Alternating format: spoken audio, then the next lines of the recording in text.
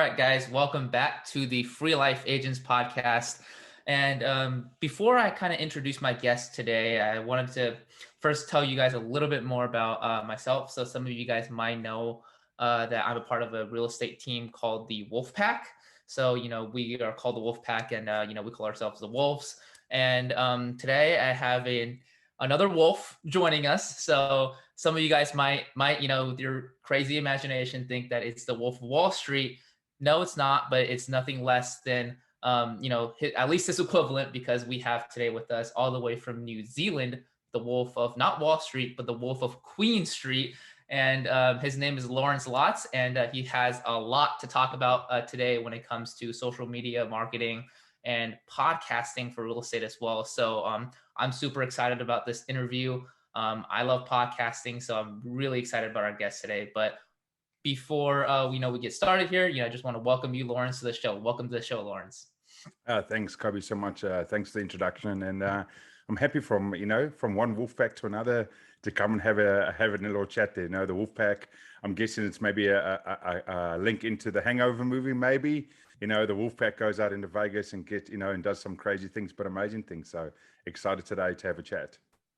Yeah, I'm excited. I'm excited as well. And from one wolf to another. So yeah, man, super excited for this. And so, you clearly have a pretty big following, YouTube channel with, multiple, thousands of subscribers, podcast, big following, Instagram, big following as well. But I'm sure there's people listening to this podcast right now who might not know who you are or who are unfamiliar with your work. So before we kind of get started with the conversation here, would you mind just kind of introducing yourself a little bit, telling us a little bit more about your story, how you got started in the social media and the podcasting space as well?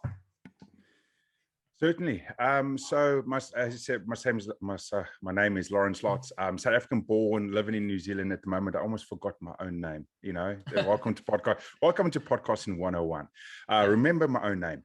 Yes, I started in my social media brand just over 3 years ago, the Wolf of Queen Street. But a bit of a backstory about that. At that time in my life, I wanted to, mimic the Wolf of Wall Street. I wanted the success and I wanted the money. And that's why my original thumbnail was like Jordan Belfort. It was the same color scheme. I was standing in a white suit, looking on top of the world and thinking, hey, this is what was important to me at that moment. Over 3 years ago when I started this brand, I wanted to go out and talk to the best in the business and learn a lot of the stuff, fundamentally learning for myself, a bit more selfish in my sense at that stage.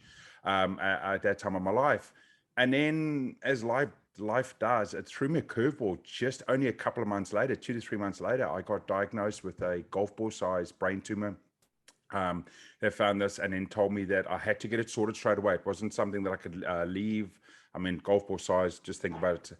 And within a couple of months, I had to go into surgery for this. So that was on 26th of June, 2019, on my 35th birthday.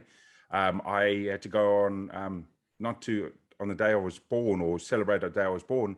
I had to go in and celebrate or try to celebrate a day to be alive. I had to go through that. As I'm sitting here today, I am obviously alive and made it through, but it doesn't mean that there hasn't been issues from the surgery and everything else that has come from it. But going through that situation of going through that brain tumor, the surgery, recovery, and all the impact I've had through my life, from that moment, I also got crippled financially. My insurance company didn't pay out. My personality changed from it. So myself and my marriage had a lot of issues at that time in 2020 because the person my wife had married is totally different to the person I am or who I become. So all of that changed. Life, all that success was taken away. All that importance, what I thought was taken away and peeled back, and found myself in a state of absolute darkness, not knowing where to go. And it was at this moment of getting into that really, really dark point in life of not knowing if my marriage is going to make it, not knowing if, life and everything I built up is going to make it. I got to a point where I bounced on a mortgage in the early part of 2020. I didn't know how I was going to pay my bills the next month. And there was a sort of realization of that humbling of the world. Just turned around and said, hey, I'm going to humble you and you're going to take a lesson from this. I had to accept it and work through it, and then coming out on the other side and still a couple of years later now, still learning from it, had the real realization of what is actually important. That whole status thing of, hey, wanting the success and the money is no longer important. The status symbol of look at me and trying to be all big and powerful myself is no longer important.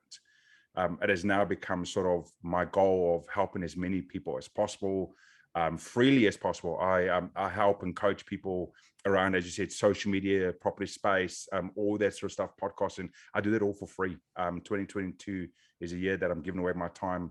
I've just launched a campaign of 1,000 hours, $150,000 I'm giving away for anyone that wants to come on and jump on and get some help from myself. I do it for free.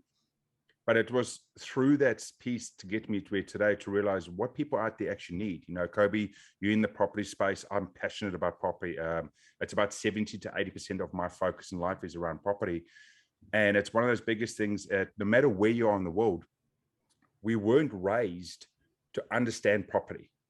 We weren't raised to understand the method of buying property, the method of getting into property, the method of property itself as a business, as a entitlement. You know, everyone in the world should own a property or should have a house over the roof over the head. It should be that way. But we're not taught. We don't shown. And unfortunately, we live in a situation where a lot of that is provided, but there's a hook at the end of it. So it's like, hey, I'll give you this knowledge, but I'm going to hook you with this. Or I'm going to give you this knowledge, but you got to come here and you got to pay me this, or you got to do this with me.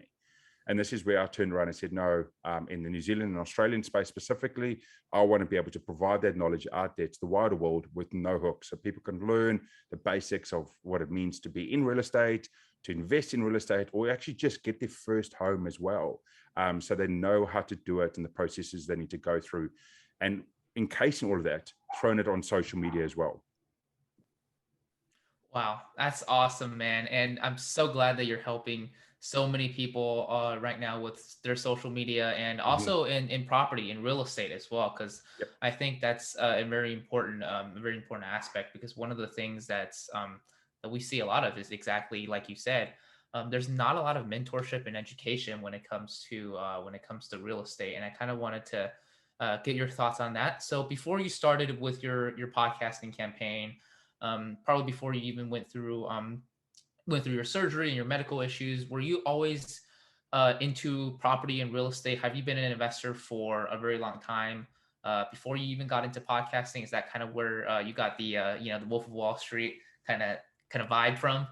Yeah, I got into property. I bought my first property 23. I moved over from South Africa to New Zealand, so I was very young. I was lucky enough, myself and my wife, to be able to buy our first property in my early 20s.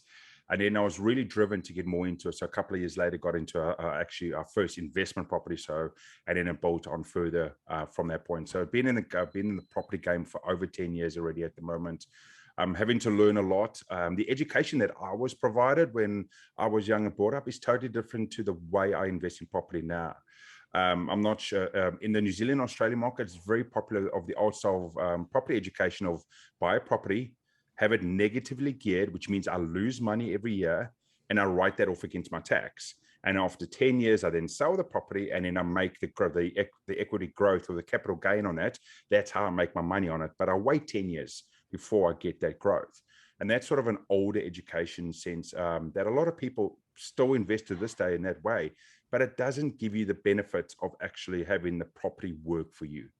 And fundamentally what that means is the property paying you a check every month, getting the cash flow, actually getting $5, $50, $500 a month from that property every month for the rest of your life in your bank account. And that's the sort of stuff of the big learnings over the 10 to 12 years or over more than 12 years now that I've learned, and where I'm trying to help people understand that difference and actually take them forward. Wow, I think that's really important as well, because when it comes to real estate and property, like you said, the cash flow portion of it is something that a lot of people have high aspirations for, and they want to have that. I think they call it in the U.S. Mailbox money, right? They want the checks every month and the mailbox money, and that's how you do it through the real estate as well. So yeah, that's super interesting. That's kind of like where you got started. So when it comes to your podcasting and the content that you're creating, so is that kind of where you got started in real estate, with your content as well, was just giving out real estate content? Because I think now it's a little bit different for you, right? And you can kind of touch on that and how that transition happened. Yeah, so obviously, when, like as I said before, when I started, it was this big success, this ego, everything else. So when I started, it was me interviewing amazing people throughout the world, the best entrepreneurs, the most success stories, and it was these big 1 hour discussions with myself and these big names, because that's where I wanted to be, right? I wanted to be across the other side of the camera and have that success and that fame and everything else. And as part of the journey, the property didn't really play into mine. It was part of my business model, but it wasn't part of my podcast side. My podcast originally started with top entrepreneurs in the business space and future tech and all of that. And then finally, as I went through this humbling process and got this learnings, I started to realize, okay, what is important, what resonates really with me that I'm passionate about, and what is actually was something that I can help other people with. And I went through a pivot within the brand of going, okay, I'm still going to find the best people, but the best people to provide the right answers. And I'm going to focus 70% of property in sort of New Zealand, Australian space, and 30%, or I'd say 20% in the business space, and 10% just for me personally. So why I say 10% for me personally, I've had people on the show, which for me, I wanted them on the show. Might not be perfect for my audience. For example, I've had a gentleman called Daniel Ross. He plays Donald Duck for the Disney movies. Myself and my family are massive Disney fans. So I had him on the show. There's nothing to do with property, has nothing to do with business, but he had a really amazing story. It was really cool. And so I left about 5 to 10% of what I do just for those quirky ones that I want on my show. But I definitely focused around and made it more property focused and providing that education in the last sort of 12 to 18 months. Wow, I didn't know that. I didn't know you were a big Disney fan. So I'm also a big Disney fan myself. I love going to Disney World, and Yeah. you know, big Disney fans. I'm definitely going to listen to that podcast that you did with the voice of Donald Duck. Yep. So definitely sounds like an interesting one for sure. But that's pretty interesting that you're kind of mentioning that it was almost, because in my mind it was always the other way around, right? I thought you Mm-hmm. started off, you know, kind of educating people on real estate and on property, and then now that you have the success that you do, you're kind of moving more into teaching, you know, teaching tech, teaching social media, teaching podcasting. But it's actually the other way around, right? Yeah, it is the other way around. I coach in the both sides of it, right? So when I started, I went and learned everything myself. So I'm one of those people that I didn't have a coach or mentor, whichever term you use, in the social media space. I launched podcasts by myself, made all the podcast mistakes, launch a YouTube channel, did all the mistakes for the first year, right? Irrespective of what your niche is, made all those basic mistakes. And then finally got to the point of, okay, I'm giving this, a year focus, and I'm not seeing the growth that I wanted to see. And a big research is that there's a high percentage in the podcast world specifically. It was something before COVID. It was something like 70 to 80% of podcasts don't get past the first year. And if you do get past the first year, you've got a real chance of actually doing something with it if you follow a good framework. So I got past that first year, went, great, it's there, but I'm not seeing those next steps. And that's when I went down and did further research and did the learning and found coaches for myself and mentors for myself in the social media space and everything else. And I really honed in on understanding all of those key areas now, so that I could have the benefits of growing on Instagram and growing on YouTube and growing on TikTok and bringing that into space. So that now on the one side of me, I've got that full understanding of how social media works. I'm also a one-man band. So I don't outsource any of my content. I don't have teams that work for me. I like having that full control. So I have that full understanding. And then on the other side, I've obviously realized that there's this big opening in the property space where I've been focusing in as well. So I've been providing all this property content and the stuff and this education that people really need. So I've got the left-hand side going, I can help the growth on the platform you need, but also if you need the guidance of understanding the property side, I've also got that as well. Okay, so I think you mentioned something important there, and that's that you do it as by yourself. Yes. You say you were a one man band, and I think that's Yep. pretty important because most of our listeners are real estate agents, and Mm-hmm. maybe, you know, for them content, and you know, if they're doing a podcast or they're doing YouTube or social media, whatever they may be doing, it's Mm-hmm. not like it you know, it's not their main business, right? They're not Yep. trying to be, you know, Logan Paul and be an influencer, right? They're just using it to market themselves. So a lot of them Mm-hmm. are, you know, like you said, they're doing it by themselves.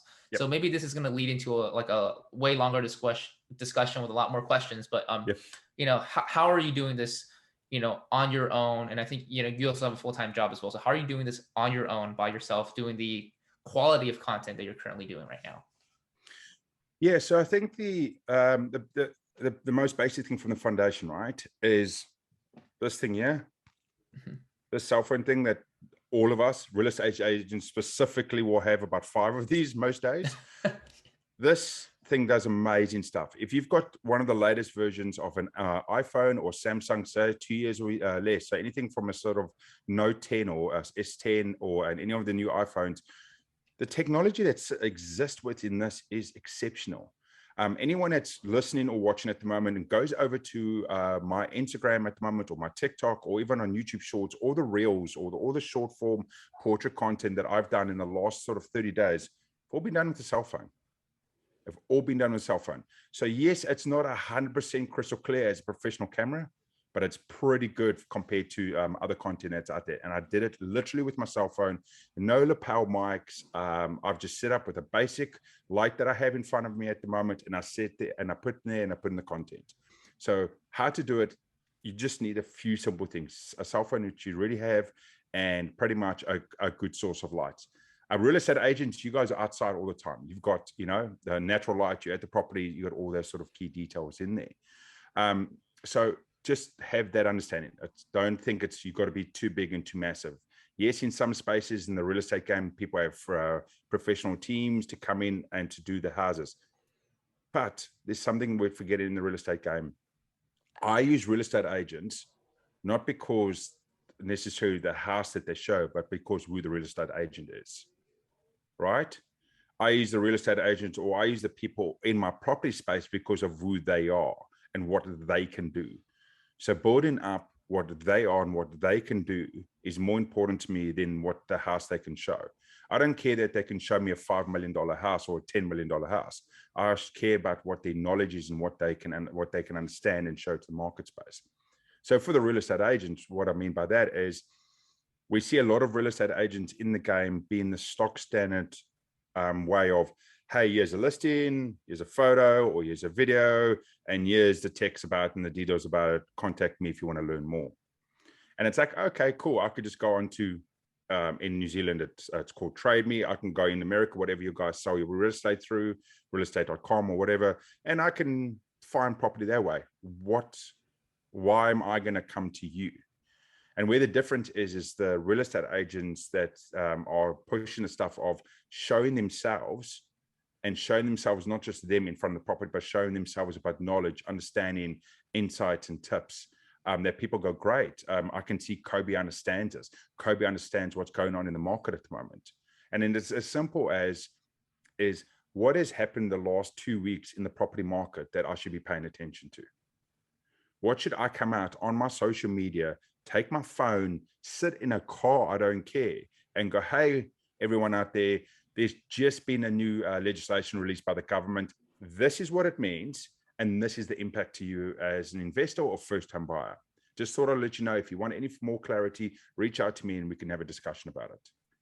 Now, that to me as a potential buyer is important because it goes, cool, you understand the market and you provided me information. And I think that's something where even in the New Zealand market, I mean, because I'm in the property game, 90% of my social following and people that I go follow are in that space, and maybe 10% of them are providing education over just static knowledge about property and the imagery. Because fundamentally, no matter where we go as humans, we want to be entertained or we want to be educated, right? So if you go and show content, a house, 4-bedroom, that's the stuff, Bowman, that's just not educated and not entertained. It's just sitting there.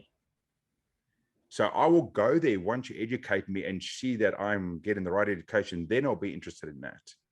But you've got to educate me or entertain me. So that's why if you look at a big person like Grant Cardone in the US space, obviously, Kobe, you're well aware of Grant Cardone, right? He does both. He entertains his ridiculous stories and his jets and talking about how he got away with the IRS with, what is this, $40 million by buying a jet. And there's always crazy stories. That's the entertainment. But fundamentally, he still brings the education into it. He still tells you how to get away from the tax obligations legally, how to buy more doors, how to change that stuff out there. And that's why people consume the content, and then they'll go, cool, he knows the knowledge. I want to know or want to learn more from it. So when he puts something up, people go, sweet, I want to look at this potential to invest and so forth.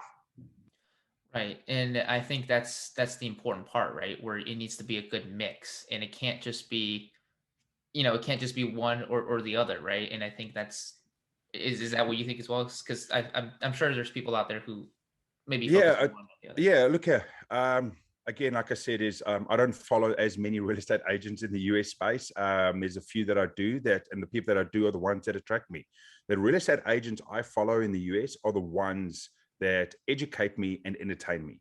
I don't follow them because of the listings. I don't follow because I'm not going to buy in the US market. But it's the same way what the real estate agents got to think about. We don't just have to put our content because we want the 500 people in our local town to use me. I also want the 5,000 people all over the world to see what I'm doing, or potential 5,000 people followers to come across and follow my content as well, because we want social proof. We want to get other people out there to see our business, because the 1% of chance is someone wants to buy in New York, someone wants to buy in Miami, someone wants to buy in Las Vegas. And I've been following a real estate agent in Vegas because I like what he does, and I'm sitting in New Zealand. The first person I'm going to call is that person, because I don't know anyone else. I'm going to reach out to them and go, hey, I've seen everything. I support you. I'm on the other side of the world. Can you help me out? Right. And do you think that's one of the things that, a lot of real estate agents need to start doing? Because that's what I see a lot of is they do, real estate agents do content, but they're so hyper local in that they're not really trying to reach anybody outside of the local market, because everybody talks about, how real estate is it's a local game, it's a local business. But I think what you're saying is that you want to reach the market outside of just, like you said, the 500 people in your town as well. Look, you've got to respect your local market as well, but you can't just follow your local market. I think you're going to lose that 5 to 10% of potential down the path. Now, a real estate agent might say, hey, Lawrence, I've got so much work just trying to grow my brand within my town that's got 20,000 people, 2,000 people, 200,000 people. Why should I care about other people? It's not about caring about other people. It's just about understanding the wider thought pattern. What harm is there by providing education at the moment from a wider audience that anyone can enjoy that? Like I said, anyone can enjoy it in the US space, for example. So that's why, like, my content specifically in the New Zealand or in the Australian space. So if an American will come over, they might go, oh, this looks cool, but it's not really applicable. I totally understand that. They might still follow me because they like my brand, but they can respect that I'm providing a wider education. I mean, there's like tax. You guys have loans out there at the moment that you can get a mortgage loan at 0% down if it's a rural property. I can't remember what the loan specifically is called in the US. If it's zoned as rural, you can actually get this rural mortgage loan property out there. But I'm sure a lot of people might not even be aware of that loan. I found it in New Zealand about an American rule, and I'm like, hey, that's really cool. It's something someone should know about. And as a real estate agent, you should be going out and going, hey, by the way, in this town that we live in, do you know that this exists? And if you buy a property past this line in this area, you could actually apply for one of these loans, which means you have to put zero money down if you get approved for this type of loan. And that's just like one example. Yeah, exactly. And I think that's really important for agents to kind of remember, is that there's certain things, and I think for a lot of agents who are afraid to do content, is that they believe that they don't know enough, right? I think that's the biggest thing that's holding people back. And in the beginning for me as well, is that's what was holding me back. I thought that I haven't been in the industry as long. There's people out there who might not benefit from this. But one of the things that I realized, and other people have told me before, is that there's always somebody out there that can benefit from the knowledge that you possess, right? There's at least one person in this world that can learn something from you. And I think that's where agents need to start as well. So, I mean, for in terms of the actual type of content, right? How important do you think is, picking a niche or being very specific versus, the thing I was just talking about is just that picking out the information that you have in your mind and your brain that and then just start sharing it? It depends on your strategy overall. It's a bit of a hard one to say, go hard on your niche or go wide on your niche. Now, this depends on the real estate agent or the space you want to be in, right? Are you your own company, a one-man band, a one-woman band? Are you in a large company corporation of 1,000 real estate agents?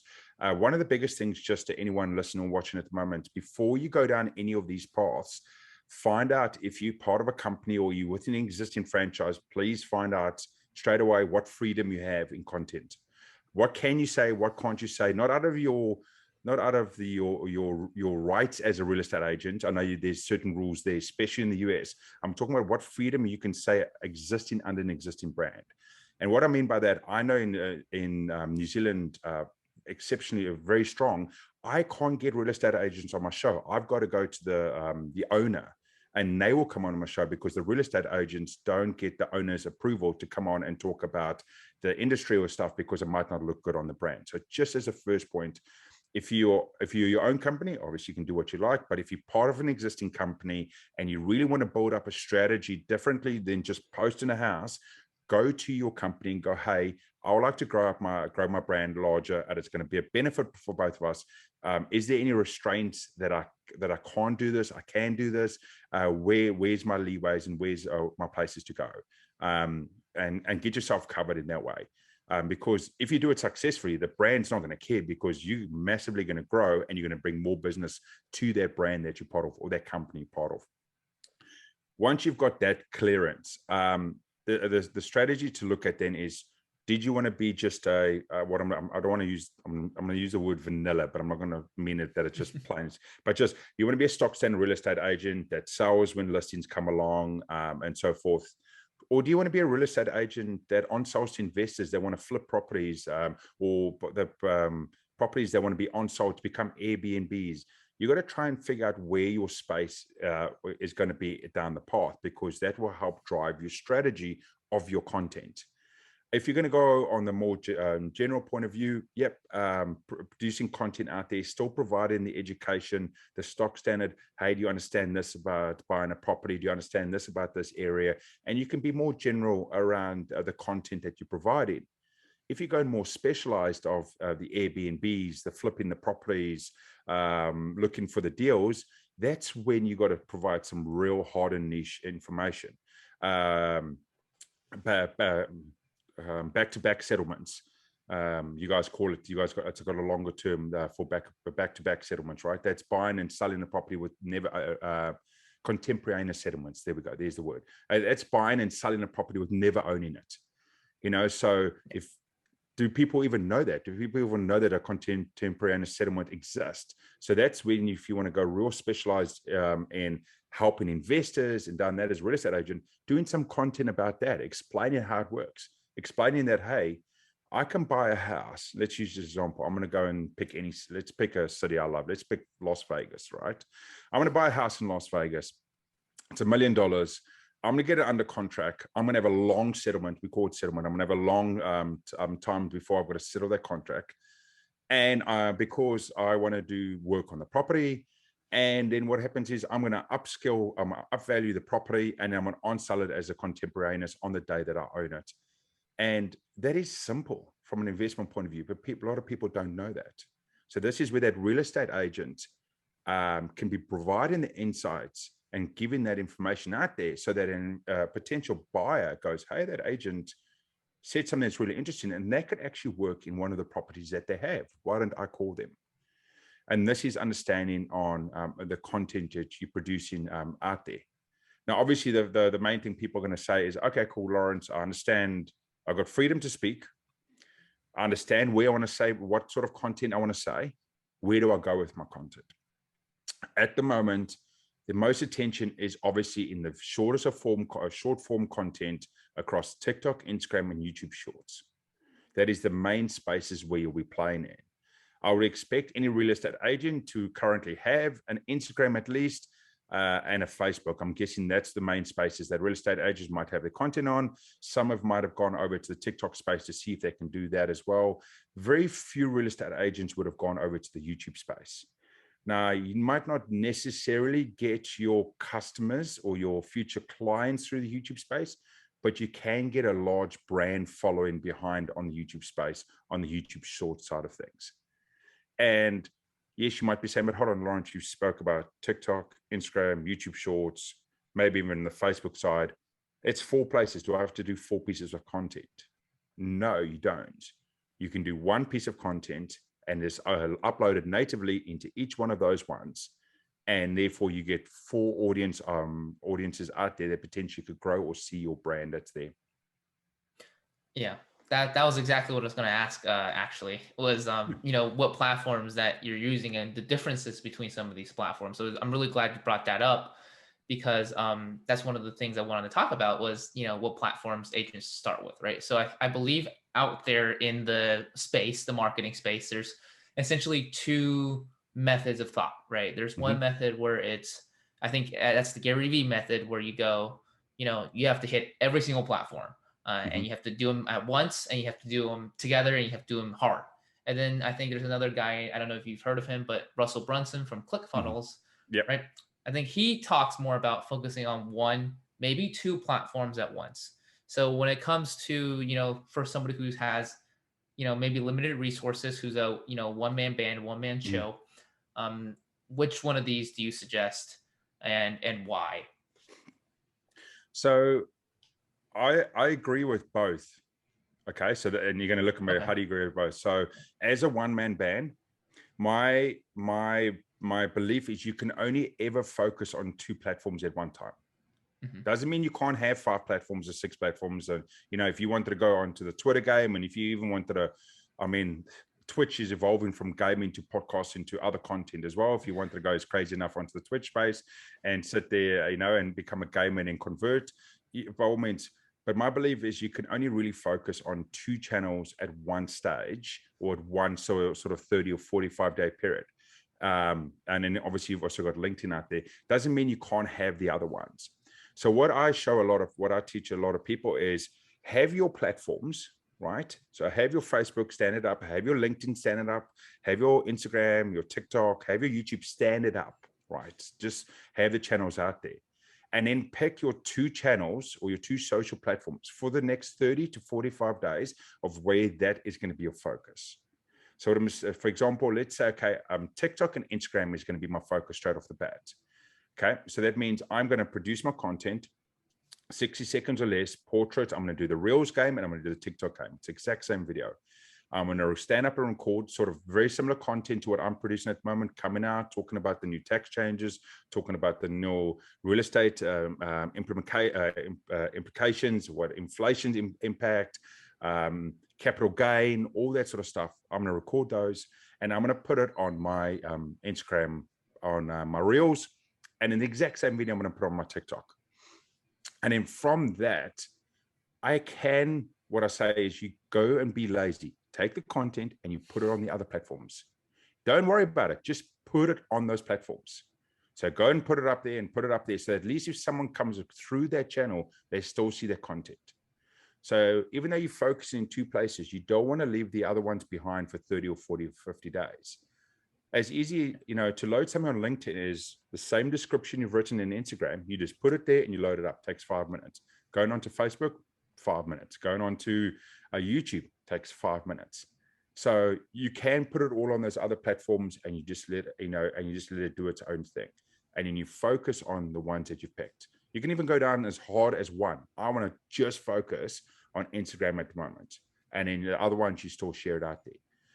The thing is, if you don't play the game of having content wider, you risk that someone will stumble on you. The algorithms in the TikTok space and the YouTube shorts and the Reel space is, I'm going to take your content and I'm going to share it. And depending on what people do with it, is I'm going to share it more, and I'm going to engage more and allow people more to be engaged.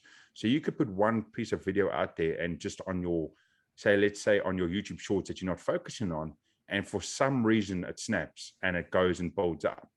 And now all of a sudden, the one that's behind you that you're not really paying attention to is getting really a lot of attention, which is great. That means you haven't even focused on it, and you can still grow with it as well. Yeah.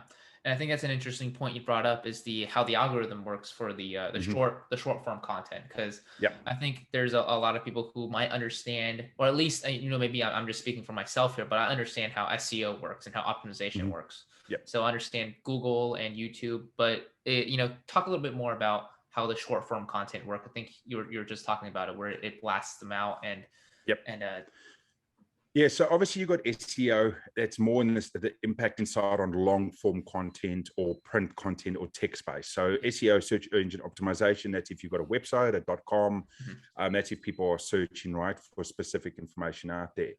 But if you're producing a 60-second video talking about the current market trends in my town right now, there's no real SEO around that, right? In the short form content, because when I search in Google, it doesn't really pull through TikToks or Reels as much at the moment. YouTube videos it does, but longer form, not the short form.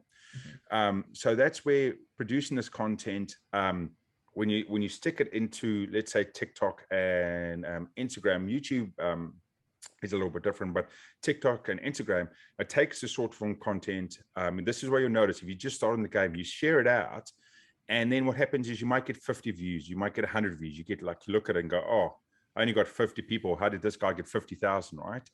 What it's doing, because you're very infant in your stages, it goes out and goes, cool, we're going to pick 50 random people. And then what happens is it goes, cool, out of the 50 people, this one guy, this one girl over here liked it. And we're like, okay, cool. We understand what that person is. You release another video a day later, and then it might go, cool, we're going to share it to 70 people. We're going to share it again to this type of person, and we might bring a couple more of them in. And out of the 70, you might have gotten 2 or 3 likes. And then the algorithm goes, oh, okay, we can see a correlation on this side of this type of person that understands your content. So as you're doing more content, it's going to show to more, and it's going to show to more, and it's going to show to more. In Instagram specifically, it takes 30 to 45 days for this algorithm to understand your niche. It takes that much time. Now, that doesn't mean when you're famous or you run down the street butt ass naked and you're in on the news and you get 1 million people jumping on your Instagram because they want to see who this viral people, or the Chewbacca lady that was famous 3 years ago with the Chewbacca mask that everyone saw, right? I'm not talking about that person. I'm talking about stock standards, started from scratch and building up from there. It takes 30 to 45 days to build this relationship. I saw the exact same thing with me. I went down in December. I got 50,000 impressions on my Instagram over the month of December. Nothing massive, but a decent amount of impressions. And one thing just to disclose, I run no ads. I don't do any advertising for any of my brand. Everything I do is organically. So when I talk about these numbers, it's all organic numbers. I did 50,000 in December. I did 100,000 in January, and I actually came out on social media. I was like, cool, I hit 100,000. My target is 300,000 in next month, and I hit 2 million in February. And why I hit 2 million in February from 50,000 2 months earlier organically is I stuck to that 30 to 45 days of building the algorithm, telling it who I want, and giving it time to find that audience. And I just kept producing the content. One a day, one every other day, but I fed it. I fed that Cookie Monster 3 to 5 times a week at least, if not more, if I could. And all of a sudden, the audience from the algorithm just started seeing my content, and the engagement went up, and all of a sudden the views went up as well. Wow. And that's Instagram, right? For Instagram Reels? Yep. So that was the Instagram Reels at the moment. I've my TikTok, I started TikTok as most of us did through a lockdown in 2020. And I went and did, this is the funny thing, is I started my TikTok originally doing real funny videos and stuff for my family and stuff that everyone got embarrassed about. And then I started growing from a channel, 5,000 followers, 10,000 followers, 40,000 likes, 50,000 likes. And I went, hold on. Anyone that sees this is going to see I'm a bit of a clown. I am naturally a little bit of a clown, but if they go into my Instagram, there's no correlation. So what I went and said is, I said, okay, I'm going to stop doing that, and I'm going to go back to what I am trying to provide, the education. So the last 2 weeks, I went back and provided the exact same content on the Instagram side onto the TikTok. And because it was so different, the first couple of days, it was like 100 views, 200 views on a video, 300 views. And now 2 weeks later, I'm starting to see the same sort of traction I saw on Instagram, but I'm only 2 weeks into it. I'm seeing the same sort of stuff that every single day now I go back onto my TikTok and there's 20, 30, 40 new followers. Now that might sound small, But for a small channel and startup, 40 new followers a day, it's over 1,000 followers a month, right? And that just snowballs. And now me doing this content, again, it shows on the TikTok, it's the exact same strategy. And it's the exact same thought pattern of, if I do 30 to 45 days, hard in my niche of what my content is, the algorithm will find the people and show it to them more. Yeah, exactly. So, I mean, just to be clear, so before when you were doing the two different platforms, you were actually doing two different content as well. So you were doing, Correct. specifically for Instagram and then specifically for TikTok as well. Yeah, so I did TikTok as the pranks and the funny videos. I mean, I sat there Right. and broke an egg in my mouth and the silly stuff we did in lockdown, right? And then and it built up, and then I said to myself, coming back to the drawing board, because I sort of review my business or my brand every 6 months. I said, hold on, if I go and become really popular on TikTok, as people get on TikTok and they think you're really funny, and they come over to my Facebook or my YouTube or any of my other social media channels, it doesn't correlate. So, for example, if you went and found like the biggest prankster on TikTok and you jumped over and they were Gary V on Instagram, that doesn't correlate. And your audience will go, hold on, what are you? Are you here or are you here? Right? So that's why I said, no, I'm going to stop doing this one content. Not say I'm not going to be silly and fun, but I'm going to produce the content that the audience actually wants from me. And that's why on that side of it, I've gone hard now. I've left the other stuff there. I'm a true believer not to delete content. I'm a true believer not to remove stuff, because I think people want to see evolution. People want to see evolution of your brand, who you were. I mean, anyone that's a Gary V fan, watching Gary V in one library is, as much as it's funny, it's sometimes painful how bad it is, but he was amazing at it, and seeing that to today. Anyone in the podcast space must know who Joe Rogan is, whether you agree with him, support him. I'm a massive Joe Rogan fan. I spent a year listening to all his podcasts. Up to that stage, I listened to them every single day. Started at episode 1. And the craziness was, on episode 1, on the first time he ever did it, was him and Brian Redband putting on the video and putting on snowflakes and filters. And he's like, oh my goodness, this editing's amazing. Look, we can make it snow and we can make boxes around us. You watch it now and you cringe at like, how could you have done that as your first episode? And you see where he's come today has been, I think, top 3 podcaster in the world at any one stage. And that's cool part of the brand of going, hey, that's where I was. And look where I've got to now. And we are so precious that we have to be perfect all the time. Real people care about imperfection, not perfection.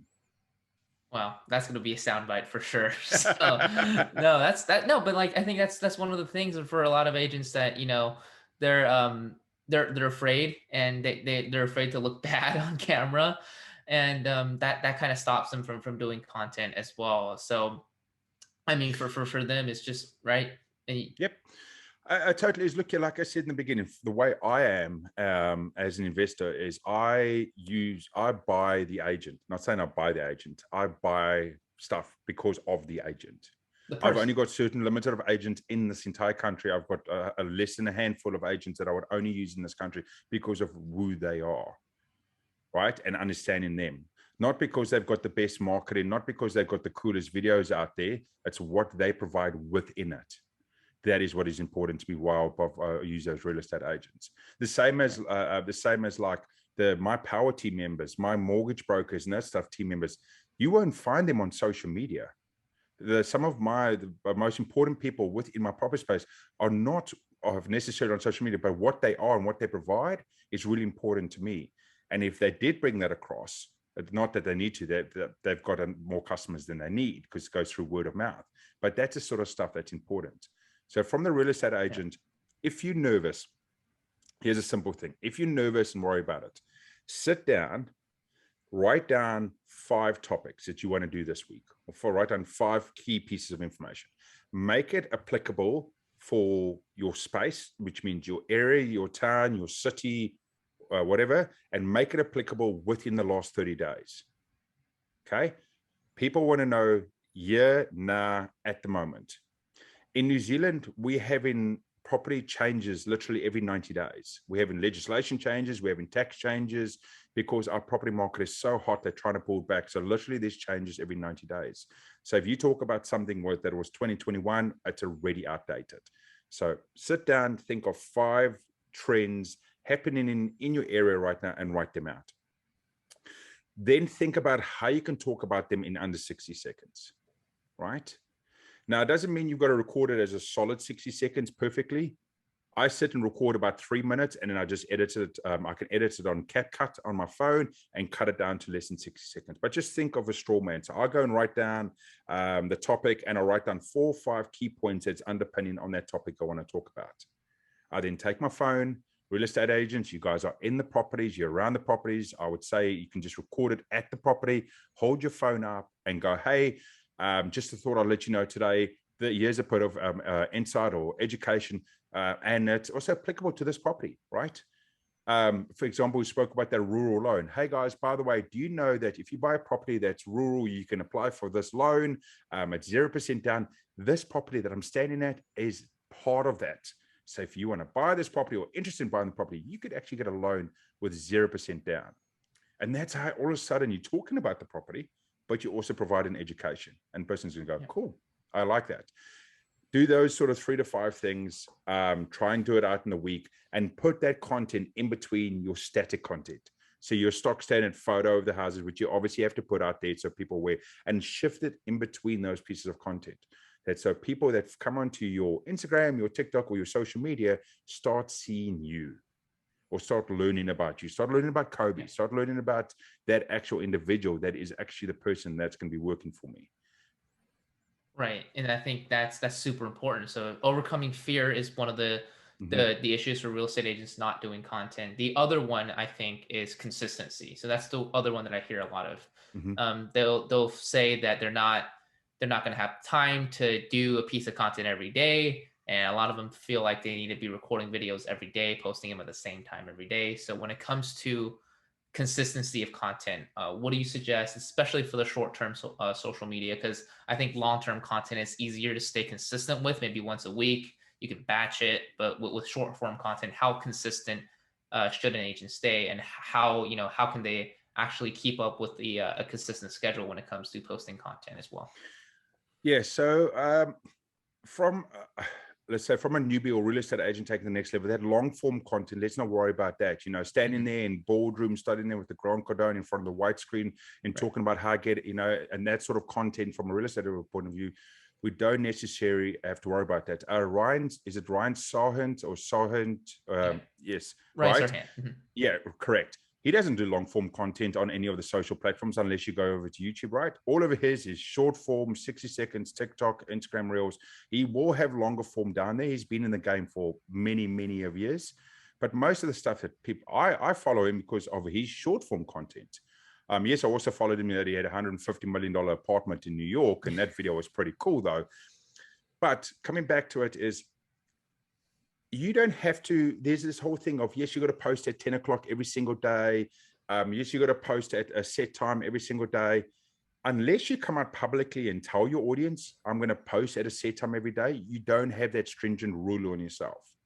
So I see a lot of content creators that are like, cool, we're producing a video every Monday.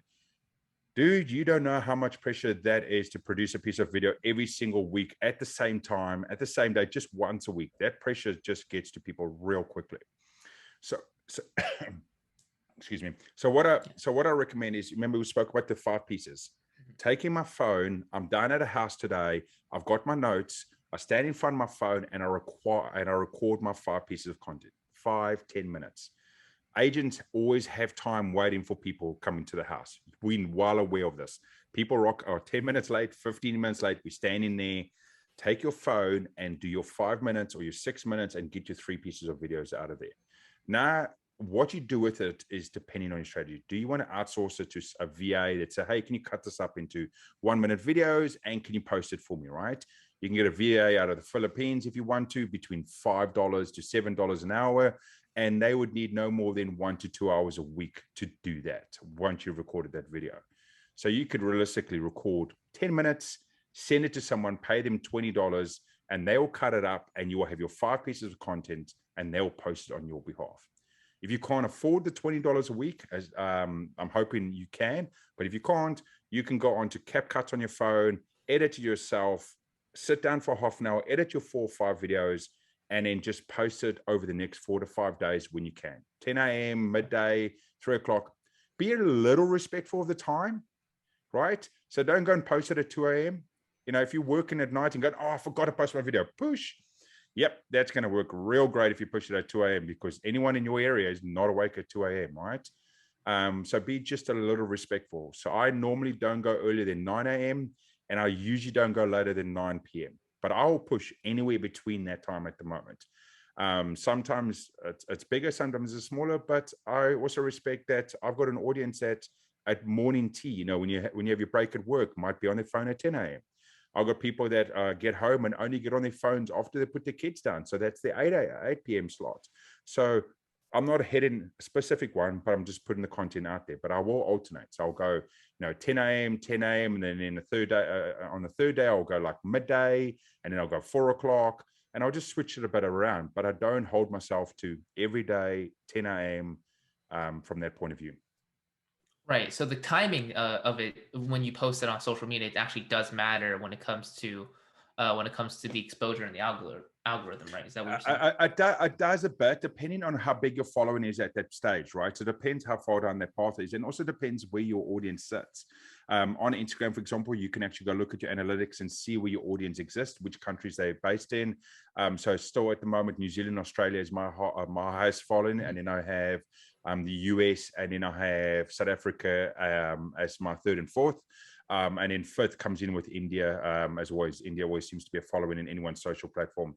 So from my point of view, as long as I'm producing my content during my daylight hours, I'm respecting my New Zealand, Australian audience. And then normally when, like at midnight, when I'm sitting doing work, my American market comes on, and then my American network will start engaging with that. But I wouldn't worry about that stuff too much from the beginning. Take step one, produce the content, put the content out there, learn from those mistakes, learn from what is you doing, and then just go over your 30 days, your 30 to 45 days, because I guarantee after 30 days, on day 30, you're doing content way differently to where you're doing in day one, and you've learned a lot from it. Yeah. Exactly. If I say to you, Kobe, I just want you to go record one minute of video right now and just post it up there, you're going to post it up there and there'll be no issues. But if I say to you, Kobe, I want you to record 1 minute video, I want you to wait for 3:30 tomorrow, and you got to post it, and you got to make sure that when you post it, this, and this, and this happens, you're going to all of a sudden feel like, hold on, that's a bit much just for one video. If we take it simple, small steps and easier, tangible steps forward, you'll be able to produce your content a lot easier for the real estate agents. I know how busy you guys are. I know how many phone calls you have, how many people you're trying to call. So small, tangible pieces of nuggets a day will make it easier for them to accept it, to put it out there. And once you start seeing what happens, it becomes a little addictive, because once you start seeing that it grows and it works as a real estate agent, and you can hold on, this is organic grow and reach. This is potential customers organically. Believe you me, the real estate agents 90 days after they started a strategy is producing content more than doing anything else, because they know that's going to get them more customers than anything else. Yeah, it is. It is reaching a lot of people that they would not have rather reached as well. So I think that's one of the most important things that you just mentioned, is starting small, starting with something that's manageable, that's actually you believe that you can accomplish. I think that's one of the most important things, right? When it comes to goal setting. I mean, this is a different conversation, but when it comes to setting a goal and starting something, you have to set it where you actually believe you can accomplish it, right? Don't try to go out there and say, I'm gonna start a network television show on CBS or whatever, right? So I mean, there's a book out there called Atomic Habits that talk a lot more on this, right? So small manageable tasks. But if you're a real estate agent listening to this right now, it's a lot of important stuff. So I hope you guys are taking some notes, and especially the ones who are getting started, looking to do some short form content as well. But I do want to pivot a little bit here, because you're also an avid podcaster. You have an amazing podcast, and I'm a podcaster as well. I mean, it's what we're doing right now. So something I'm passionate about. So when it comes to podcasting, this is something that I kind of started with, and it was a lot of procrastination in the beginning for me. So I had the idea to start a podcast about 1.5 years ago. I didn't start until March of this year. So, you can see it was a long time ago. But when it comes to starting a podcast, what I realized is a lot of it is a perceived difficulty, right? I thought it was a lot more difficult than it really is. But for somebody who is getting started in the real estate space, or somebody who wants to do podcasting, how should they kind of approach starting it? And do you suggest kind of starting a podcast as your first exposure or experience to content as well? Yeah, by all means, if you want to produce content out there, so it all depends if you want to do like podcasting from video, as we do it at the moment, video and audio. Both sides you can do. I fully support, or I fully push a lot of my students to do both, because you want to then be able to reutilize this video as part of your content strategy, as part of your YouTube growth, or cutting it up and putting it on the reels and everything else. So by all means.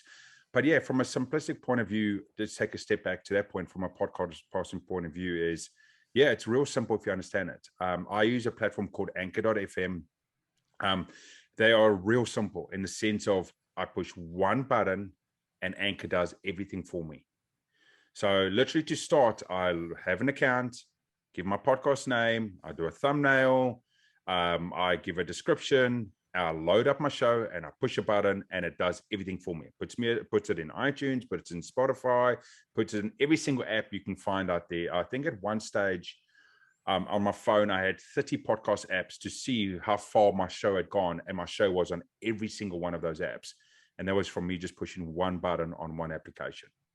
Now, yes, because I've got the simplistic nature on that side, I don't have as depth or in detailed analytics and stats that you would have for something like called Lipsim, that a lot of people out there.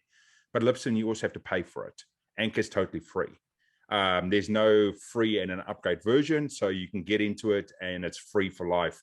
It's also owned by Spotify, so obviously, the second largest podcast platform out there owns it, so it's also fully supported in that sense. So from a simplistic nature, by all means, you can jump onto Anchor and load it up and get going. Podcasting is definitely a content strategy that if you're thinking about it, get into the game, it puts it out there. Your SEO will come more into play in this. When I'm searching something on Google, you're likely more going to hit a podcast episode than you're going to hit a YouTube video. Because the podcast gets indexed on iTunes and Spotify, it gets indexed on sort of, how I would say it, on web pages compared to video pages, if that makes sense. So when I will go and search something, sometimes a podcast episode will come up to answer that question. Because in Google or in any content, as we said, is we want to be entertained or we want to be educated. So I go to Google to go, hey, what is the tax rate? What's the tax rate in Nebraska if I sell a property? What is the threshold? What is the cap rate?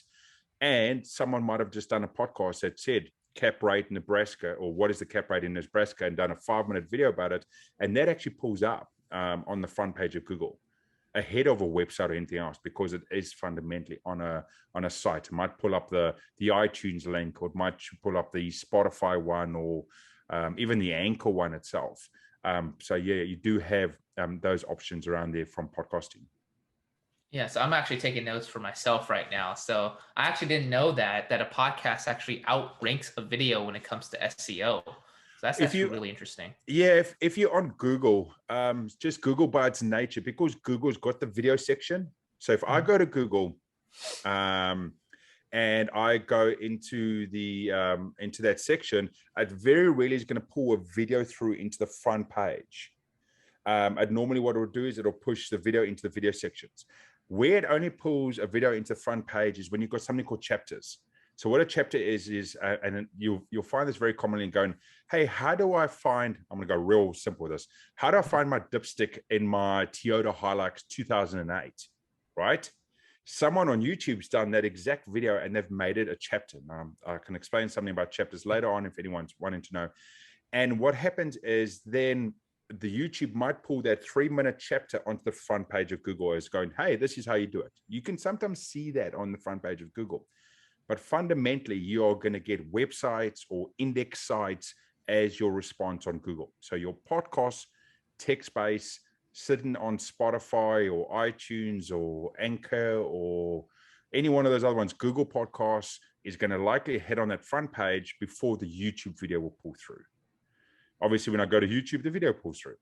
but it was so yeah, so you do have that sort of piece there. So the SEO side of things becomes more in play when you're on the when you think on the audio podcast side.